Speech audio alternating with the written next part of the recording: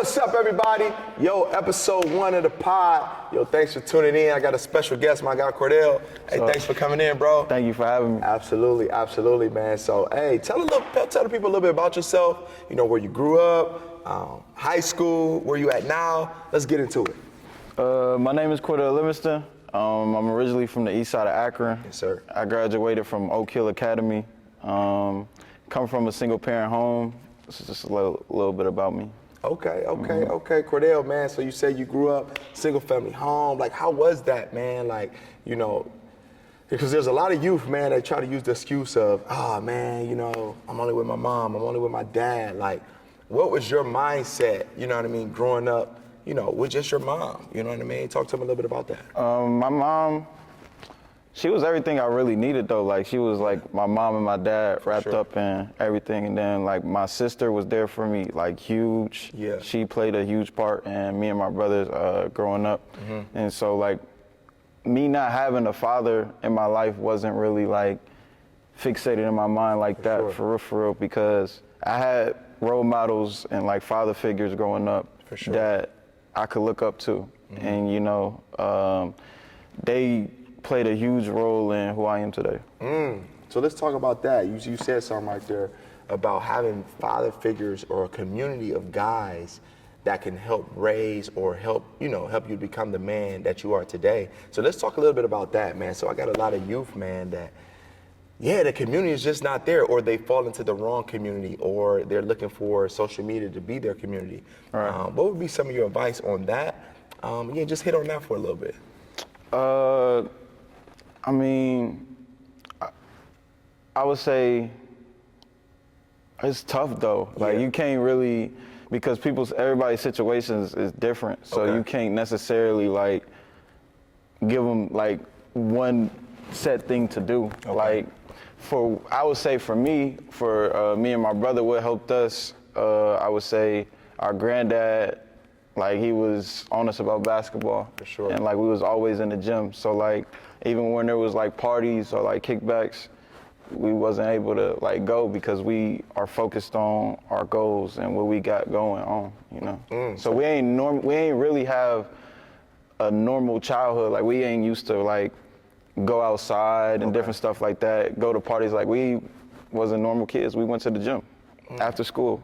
Or like 5 a.m. we went to the gym. In that gym, right? So that's another topic, like just being in the gym, man. Like, so I see, like, right now in this social media era, man, a lot of kids are not necessarily in the gym, right? But they're in the gym for the cameras, right? Yeah. So they're not necessarily working on their game, but when it's time to, like, showcase or, you know what I'm saying, just go quote unquote hoop, you'll see a lot of videos. Like, talk to them about, you know what I'm saying? Like your upbringing, I mean, with you and your brother, guys who don't know, his brother, he played for the Bucks. You know, he's a highly touted high school player, but y'all upbringing, like, was it a lot of videos? Was it a lot of social media? Like, how did you navigate and be able to stay focused, you know what I mean, with all that other stuff going on?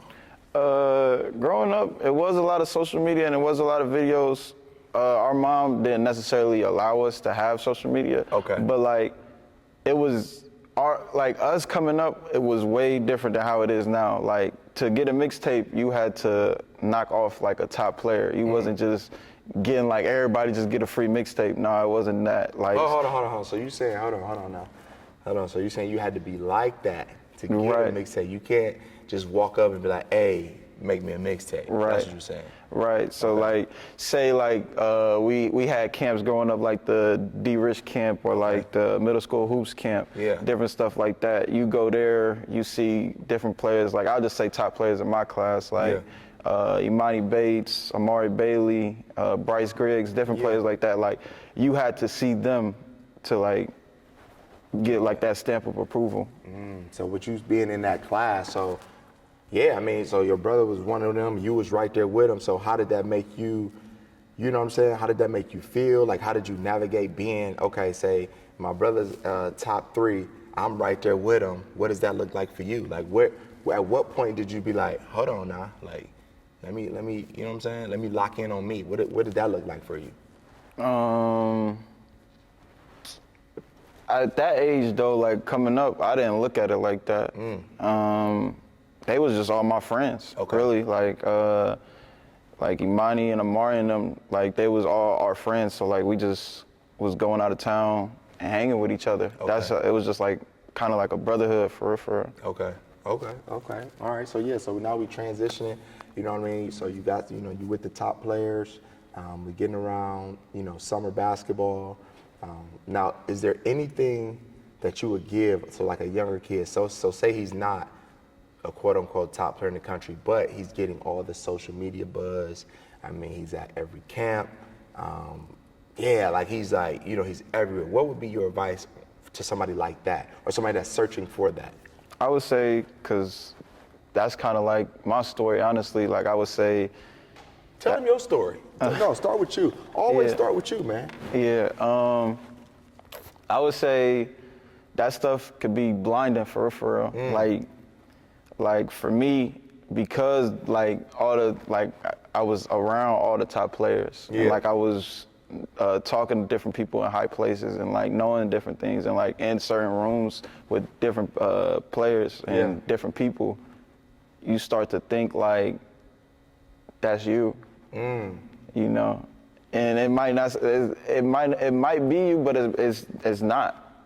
Or like you have to keep working to get to that, if that makes sense. Yeah. So what I'm getting, so your perception didn't really match your reality. No. So your perception. So if I'm with the top players, I'm traveling across the country with these guys. Yeah. But I'm not actually one of those guys. Like I'm not getting what those same guys are getting. Yeah. You would think. Yeah. You think that you're one of those guys, but you don't reap that same benefit as being one of those guys, if that makes sense. That's tough. That's deep, because I see that a lot. You know what I mean? Like there's a lot of good youth, but it's just a lot of things that are, if you look at it, it would make you think like, oh man, he gotta be. You know what I'm saying? Because he's with X, Y, and Z. But and when you break that thing down and you have him by himself, or you see them, say outside of that environment, hold on now. Right. You know what I'm saying? We got some work to do. Yeah. Granted, everybody does. Yeah. But at the same time, basketball is not an equal opportunity type of vibe. Right. You know how people say never get too high, never get too low? Yeah. Just even keel. Like I was one of those that I was getting high. Like I was like getting cocky. Like because you gotta think though, from my perspective though, like I'm from the east side of Akron. Yeah. And Akron as a whole, most kids don't get the opportunity or see the things that I seen. Or like be able to experience the stuff that I experienced. So like it and when kind of you say that, let's elab on that too. What did you see? I seen the world. Yeah. I seen the world at an early age. Like I was able to like travel the country at an early age. Yeah. And then like I met like my favorite player at a young age, like different stuff like that to make you think that you arrived, or like you got cameras following you, or like even girls, like girls throwing themselves at you, like and I got a blue check at a young age too. So it's and like, not one that you paid for. Not one that I paid for. You couldn't pay for it when I got it. Yeah, no. Okay. But yeah, so like you kind of get like into that trap to where you think you above, but nah, you gotta stay even keel. And you see the people who stay even keel make it. Because like, I'll say for example, Derek Lively, he came out of nowhere. Growing up, you only heard like a couple kids. But like him, guys like Scoot Henderson, they kept working, even keel. You probably didn't hear their name growing up. We didn't. And then look at it. He's in the NBA. He just went to the NBA Finals this rookie year. That's tough, man. So basically, I mean, that was good information right there. And and what I'm gonna take from that, man, the consistency. If you keep doing something the same way over and over and over, the results will eventually come. Yeah, and not care about what comes with it. Like not care about your name getting shouted out, not care about mixtapes, not care about like gear and money and all that different type of stuff. Like just fall in love with your sport.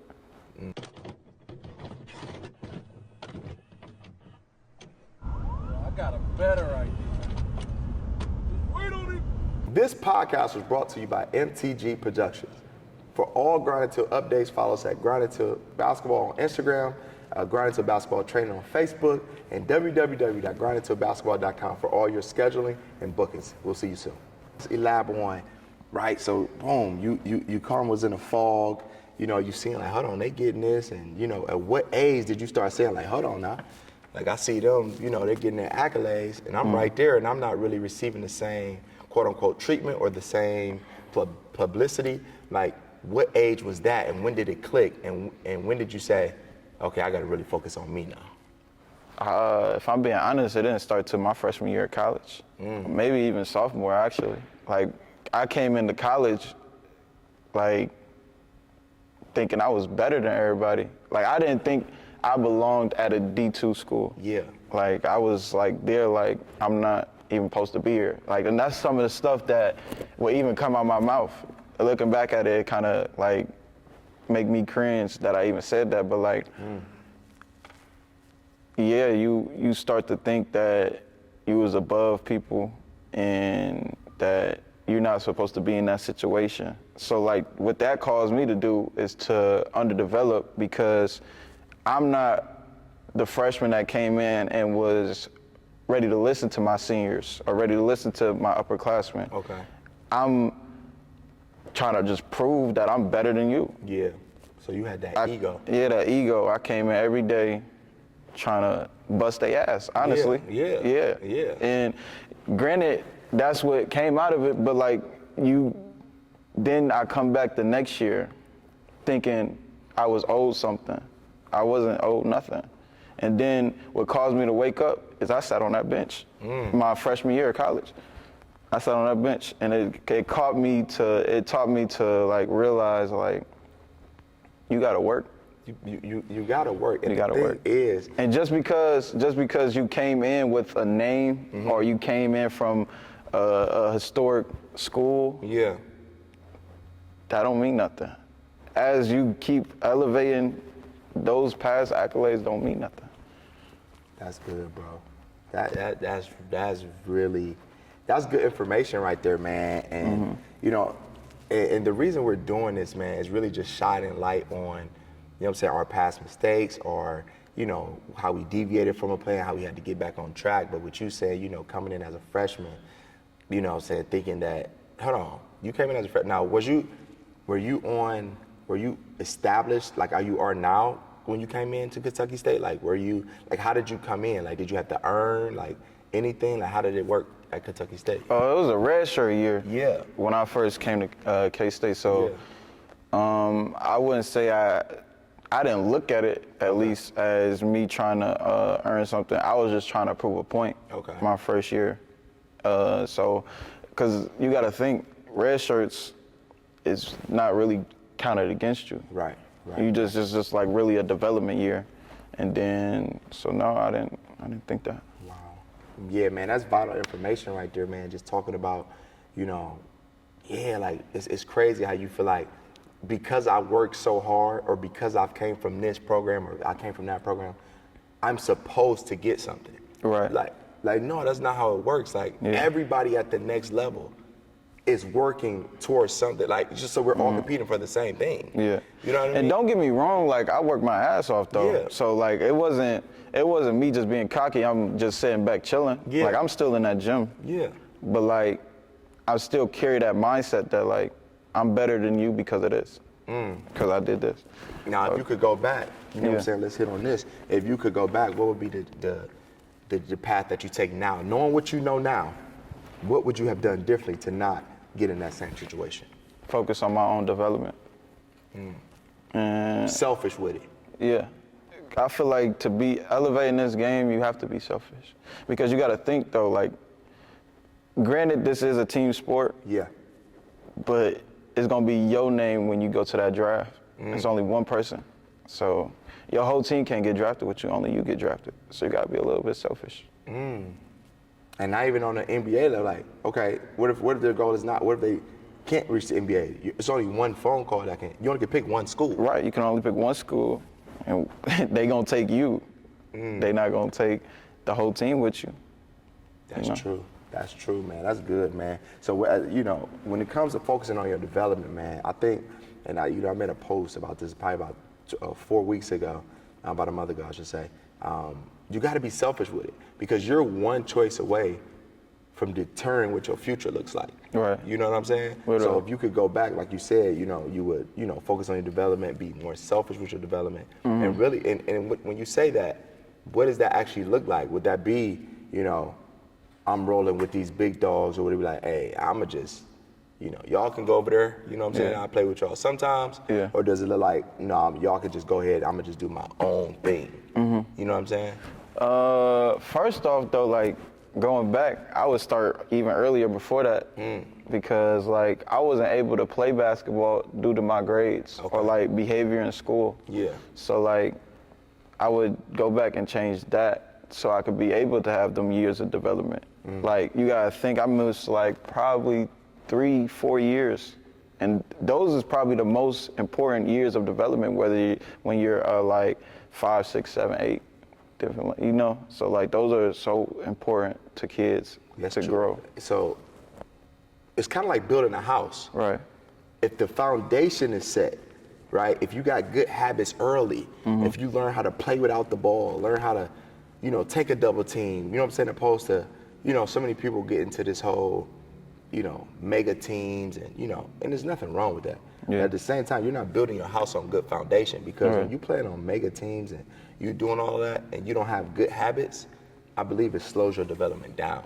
So what you're saying is what you would have did, you kind of would have took those years early in your development to really like actually develop. Yeah. You know what I mean? Opposed to, I'm just gonna go to California, I'm gonna go to Florida, I'm gonna go to this camp, you know what I'm saying, and just be with them. No, I'm gonna just really lock in on my craft and whatever that looks like, whatever comes. Yeah, and I'm gonna just say this story, like after that, after I was like being able to come back and play basketball, it was kind of like I was trying to jump start early because I tried out for King James. Yeah. Didn't make the team. Yeah. But my brother did. So I sat out another year. I know that hurts. That hurts in development for sure. Then come back the next year, MHTV camp, didn't play in that. Met a coach by the name of Coach Carlos, and then we was able to play for WACG. Wow. Yeah. Wow. I really like just the transparency, bro. Like, you know what I'm saying? Like, you're able to take accountability for like, hold on. Like, I could have went about this thing different. But so now that you are where you are now, like, what's the goal? Like, what are you working towards right now, right? Which was junior in college. I'll be going into my junior year. Yeah, you're about to be a junior, you're the president of your class. I mean, like, your whole, what you from, younger Cordell to now, you're like a totally different person, bro. Right. And I'm gonna just be honest with you. I remember, like, kicking you out and, like, your attitude. Like, you're just so, your intellect and how you think and process stuff now is totally different. Definitely. And I want to know, like, what jump started that, and, what are you looking to do now? The goal is still the same. I'm trying to play basketball. Yeah. Honestly, like, I feel like I'm in the right mindset, the right stage of my life to where I can play basketball. That's good. And be good at it and be successful at it. Yeah, and what was the turning point? Because again, like I just said, like, you kind of hit a maturity. It didn't happen quick. It was just like I don't know, like your whole, your mental went to a different level. On, like, you got out of the stinking thinking of, woe is me, it's Cordell. It's more like, okay, let me do this thing called life. Let me play the game. Let me ask questions. Let me network. When did that start for you? I would say not playing my freshman year took a huge hit to my ego. Yeah. So then, like, it's like you had to look in the mirror, really, for real. And then once I looked in the mirror, you start to see stuff. And, like, I took a break from social media. I wasn't on social media. I took the whole summer off. Yeah. Just thinking of, and trying to better myself. Yeah. And just thinking to myself, like, what could I do differently? Like, what could I have done in this situation and different stuff like that. And then when I actually looked in the mirror, I was tripping. Honestly. That's big, bro. To take accountability, to be able to look at yourself and say, man, I need to go to another level mentally. I need to go to another level, you know what I'm saying, emotionally to get to the next level and really like, no, it's not nobody else around me, it's me. You know what I'm saying? So if you don't get anything else out of this pod, man, we're gonna be talking real life stuff, and there's gonna be no like, you know, baloney of like, you know, just no fluff, man. We giving it to you straight, giving it to you raw and uncut, man. So Cordell, you got anything else you want to talk to them about?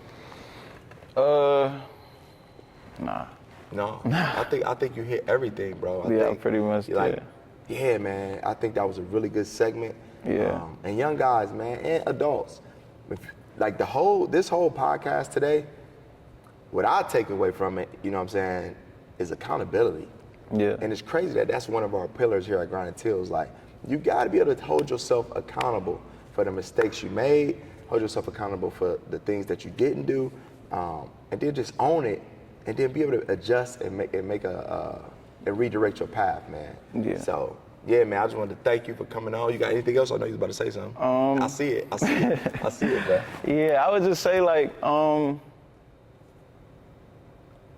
do what's best for you at all times. But like, a lot of times as basketball players, we look at the coach as like a enemy. Mm-hmm. Like when I would say for my freshman year, yeah, I looked at him like crazy, like, yeah, how dare you not play me? Yeah, like, yeah, you know? Yeah. But like, yeah. You got to think and understand like, these are these coaches' jobs, so they're gonna put theyself in the best position to feed their family. Legit.